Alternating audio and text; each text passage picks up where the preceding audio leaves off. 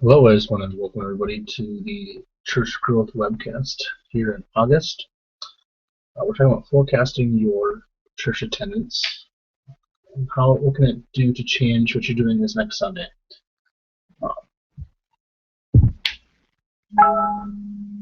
One of the things I wanted to talk about today as we do this is the idea that um, what we're doing today can, how we can affect, how this can really make a difference in what we're doing, and doesn't even isn't going to even make a difference for you and for your church. And I really do feel like it can make a strong difference, and I think it can really make an impact in this next Sunday. So let's go through a couple things. One of the things I want to talk about first off is what are the benefits for this? What are the benefits for you to be doing this forecasting of your attendance to see if it'll make a difference? And Charles Arnn shares this. Um, he says, for the simple reason that if our forecast indicates a potential problem, we can do something about it before reality makes it too late. So what we're talking about there is you want to, if you can see, we're going to go through a couple of scenario here in a little bit, but if you could see a potential problem coming where maybe your visitor retention rate is really low, or maybe your visitor volume is really low, and you can see that projecting this out for the next year for your congregation is not good, is not going to be effective for your church. I think that we have a chance to impact this and to make a difference. And we can try to get ahead of this rather than sitting back, allowing our church's life cycle to hit us and leave us scrambling for what is here and now. Now, far too often, people in our churches, our leaders, and as pastors, the life cycle, the life cycle of the church is the ups and downs, growing, plateauing, and dropping. Could be very negative for us. And knowing your life cycle, knowing how you can get ahead of this, knowing that our life cycle is 2 or 3 years of growth, and then year 4, we really see a plateau, and we see our church not doing as well as we could. Really gives us a chance to get ahead of it and know that, okay, in year 3, we need to start making changes or initiating changes to help the growth go upward rather than stalling out. So how can we do this? The benefits of your church is it takes a look at itself from a wider angle. Often we do not take the time to step back and see what is needed, what is coming. There are things that we can do to help control these numbers. One of the questions that come up during this questioning is what could or would you do if change was needed? So I want you to think about that as we go through this next few scenarios, as we find a way to see what your tenants could be, what could be. So let's calculate the attendance. How are we going to do that? Well, first of all, you want to know what your visitor volume is going to be. The number of visitors and newcomers at your church services is a percentage of your total attendance. So you want to add all the first-time attenders who attended the service at your church in the past year, and then we want to divide that by the total number of people in the attendance that were just visitors. So all the people that attended in the past year, so it's August right now, so let's go back to July. Let's do July of 2013 through July of 2014. Now let's just check and see how many people total we had at our services. How many people total we had in that. And then we want to take that and divide it by, find out how many people were just visitors that were just visiting during your service. So let's figure that out, and that's going to give you your visitor volume rate. So here's a little look into it. The total visitors in 1 year divided by the total attendance in 1 year. So we have 128 visitors. We had 7,763 people at our church. It gives you a 1.6% rate right there. That's really low for the visitor volume rate. And there's a lot of things that could be impacting this.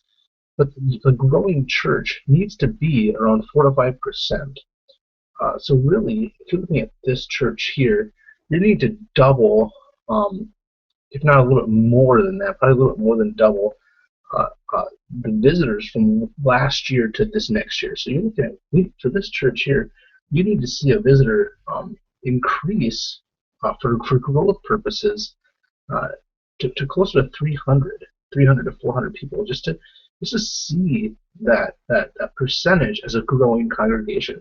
So now we have our visitor volume in that. Now we want to talk about the visitor retention, because I think that's, you can get as many people as you want coming into your doors. You can get, you know, let's say you get 25% of your volume coming into your church um, was just visitors. That'd be amazing.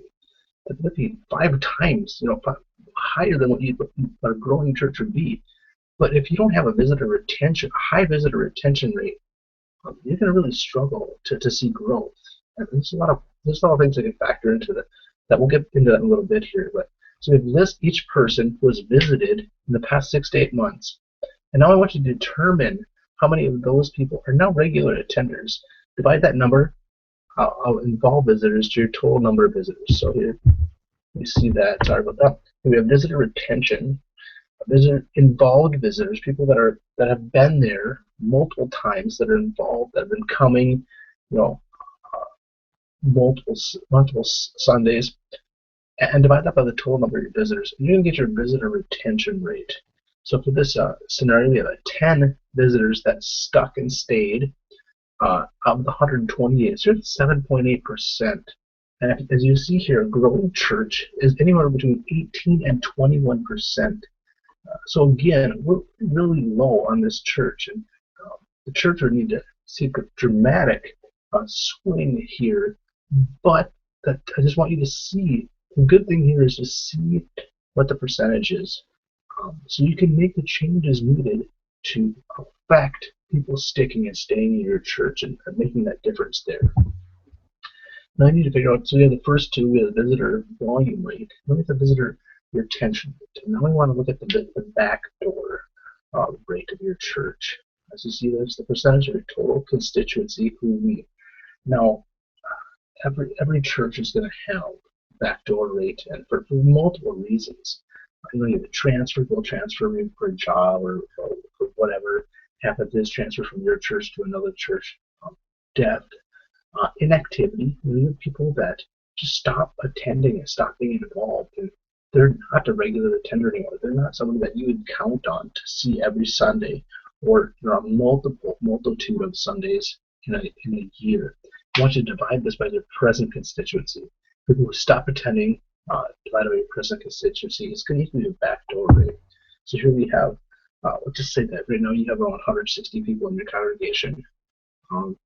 And as we had this last year, we had 39 people leaving. Your backdoor is 24%. That's really high.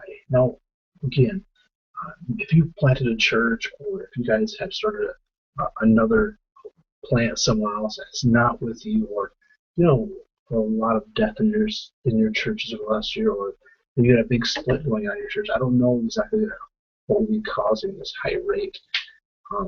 But growing churches try to keep that around 5 to 8% of what's going on in your church, and I really think that it's almost impossible to say, well, we want to just get that down to 0%, because that's not possible. That's kind of foolish thinking. But what you can do is, if you know your backdoor is very high, and you haven't done anything surprising, like planting a church or sending people to a new area to do new ministry, then you really need to look at, why are these people leaving? And you shouldn't be just thinking to yourself, well, forget them because they're not with our ministry anymore. We want nothing to do with it. These people have left for a reason, and they're not involved for a reason. And if you can, it might be a good idea to try to figure out and talk with them why, or what is the reason for them no longer being part of your church. Maybe they can give you some good insight, and also connect you with them and make them feel like they have a voice in what's going on. So now we need to project your attendance for the next year. And here's the scenario. Once you look at some of this stuff here, multiply the present average attendance by your visitor volume, and you're going to figure out the average amount of visitors that you can uh, anticipate over the next year. Multiply that number times your visitor retention rate, and it's going to equal the newcomers, people that are likely to stick and stay in your church and be a part of your ministry.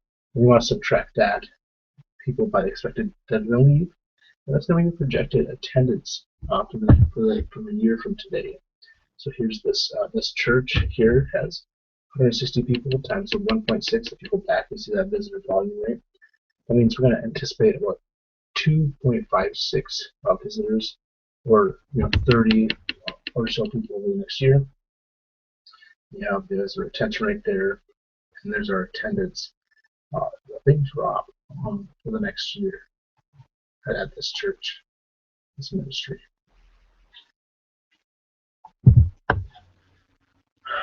So some of the questions here is now that you have these numbers, what can you do with these numbers? Is there anything that you can do? Is there anything that you can make it part of this? And one of the questions that I think is really critical, and Charles Arnn puts this out there. He says this when you look at the numbers, your visitor retention, budget volume, your backdoor numbers, and your projected attendance, you can ask yourself something. Is this where we believe God would have us be in 1 year? And as you guys, as you as a pastor and as a board, contemplate this number, as you think over this and pray over this number. If the answer is no, this is not where we want God, that we think God wants us to be. Then the next question would be to you, then we can ask ourselves, what do we need to change? What is the area that we can change? Maybe you guys have a strong visitor volume. Your visitor volume is very high, but for some reason that you're struggling with the visitor retention rate in your church. What would happen if you're not into your numbers if you took on your spreadsheet and added one more person visiting each week? So instead of having let's say it was 170 some people visiting each week, let's say you added one more person to that every single week. So you have 52 people every year to that. That'd be a pretty big number, a big jump for your church, growing that much. And then next question would be, if we could double our visitor retention rate or cut the backdoor rate in half, what would happen to your church? What would happen to your church if you could cut this visitor or cut the backdoor rate in half or doubled your visitor retention rate? And there are ways and there are things that you can do to start impacting that right away, that you can really start making a difference in what happens and what's going on. And I believe that if you're a church that's struggling and your church that's not doing well, as pastors and leaders, the last thing we want to do is see these numbers, see the projections that are out there, and be okay with it struggling. Being okay with our church, knowing that we have a strong likelihood of a decline in the next year. I would find it very surprising if people say that they don't really care and whatever, we're not going to do anything with that. One of the questions that I want us to ask ourselves, maybe if we looked at our visitor retention rate or our visitor volume, what would I like to hear our guests saying at church, at work, on Monday about their visit to our church? Mark Walls points this question in his book, First Impressions, when he talks about this and shares this with his people, and just says, if I could just be standing next to the water cooler, listening to the people that just came to my church, what would I want them to say? What would I hope they would say in this? And I think for most of us, we want them to say that they had a good time, maybe they had a good impact on them, and maybe they had a good preaching, a good worship, and people were friendly. But what would they say on Monday about their visit to our church? That's really important for us as people to ask ourselves before we go to church and before we step in there, because that will impact how we help people around us, help these visitors that are coming to our church. I want to suggest something that maybe we can implement this Sunday. I want to give you one thing that I want to challenge you to implement this next Sunday. Try having a greeting team for the end of the service. So many churches have greeting teams at the beginning, and it's 20 minutes, and then before the service starts, and then 5 or so minutes into the beginning of the service, we have greeting teams that are there, that are at the door, that are waiting for people, that are helping impact people as they come in. And this is great. This is a really good thing to have people waiting at the door, opening the door, meeting people outside, and sharing with people as they come in, helping them find where they're going to go. But just as important is the last few minutes as they leave your church. So often I've been visiting a church, and the service has ended, and not a single person has come up to share with me or greeted me or talked to me or even invited me back to the next week. They say, hey, my name is so-and-so, and I'd love for you to come back and be a part of this next week. Great to get to know you, and I want to personally invite you back. That's very important for us as people make a difference around us, that we can invite people back. So try that. Try implementing that this Sunday. Maybe pick out a couple of people that are regular greeters in your church and ask them to be the post-service greeters as they go through, as the service ends, and people move on to what's going on next. That is the slideshow there. If there are any questions here, I will see if I can answer any of them.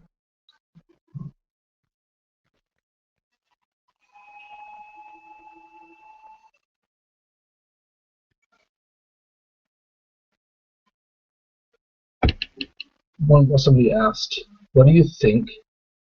Do you think is it the idea of giving gifts for second-time visits only?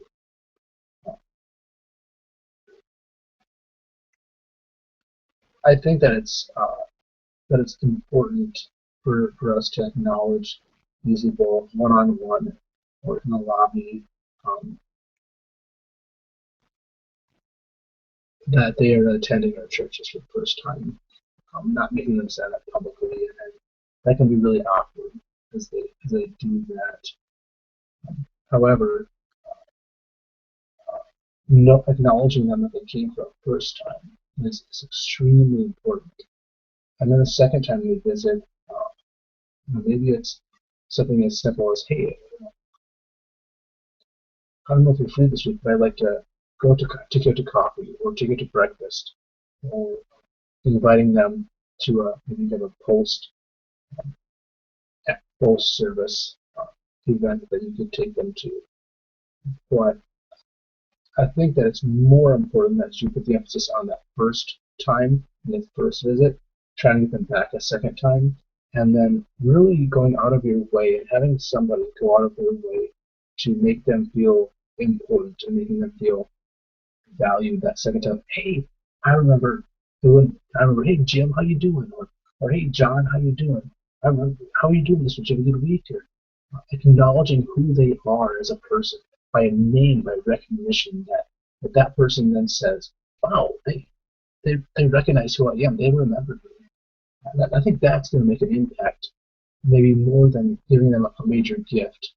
But your church could do something where they promote something. Say, if you come here 2 times, 3 times, we want to put you in a drawing for tickets, or we want to give you passes to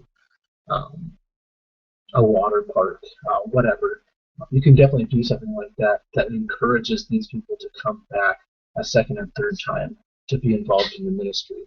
That's definitely a great idea.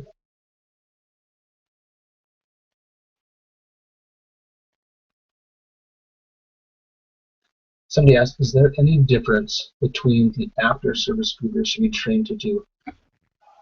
I do think there's a difference, because in the first, the pre-service, before the service starts, we want to encourage our greeters to go out of their way to help these people find the areas of the church that they need, whether it's the children finding the nursery, introducing them to the nursery. Uh, when I worked in a grocery store in high school, and I remember my manager saying, "Don't just tell people where to go. Don't just say, oh, it's aisle 13, or halfway down on the right. You'll see it there." He said, "You take the time to walk with them, talk with them, show them the item, and show them exactly where the item is located. Um, they are 50% more likely to throw that item into their car and take it home with them if you walk them to it." And I think that's the same in our churches. When we take the time to say, um, oh, it's down the hallway on the right, but let me show you where it's at. You have a chance now to walk with them, talk with them, get to know them, and then you can also introduce them to the people that are working in the industry and say, "Hey, you know, Sarah, I want to introduce you to Jim and Janet. They're new today, and this is their son, Bryce." And you say, so you introduce them and you share something, you have a chance to do that. That's the pre-search. But the post-service, I think that they may be trained to go out of their way to talk to people, to share who they are, to walk with them out. But then I think it's really important maybe to introduce them to somebody else or invite them back. I think that's what we miss sometimes as a church is saying, not only am I happy you're here, not only do I acknowledge that you showed up and you came to be a part of our church, but I now want to invite you. I want to give you a personal invitation back to the church. I think that is something that we can train our post-service greeters to do, to be a part of. I think that can be a big change in that.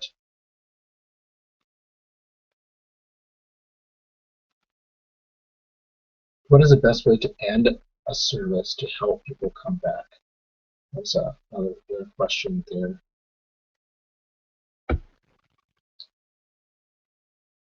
I think that having music at the end of the service, a light music or light as an exit, could be um, a big part to the church and to the ministry. Because it gives people, it's not just like the silent, where everybody's like, okay, now what do we do? But so that the service is done, there's a little music and have the pastor that spoke. I think it's really important that the preaching pastor, whoever's preaching that week, be the one to encourage them, to say, hey, thank you for coming. We really encourage you. Go in God's blessing. And then just encourage them to go and just to mingle with people around them, just talk to people around them is big. I don't think there's any one special way to end the service, but I do think having that music and having a time where people don't, it's not just a quiet, just nothing there. I think that is a big deal for the people that are in your church.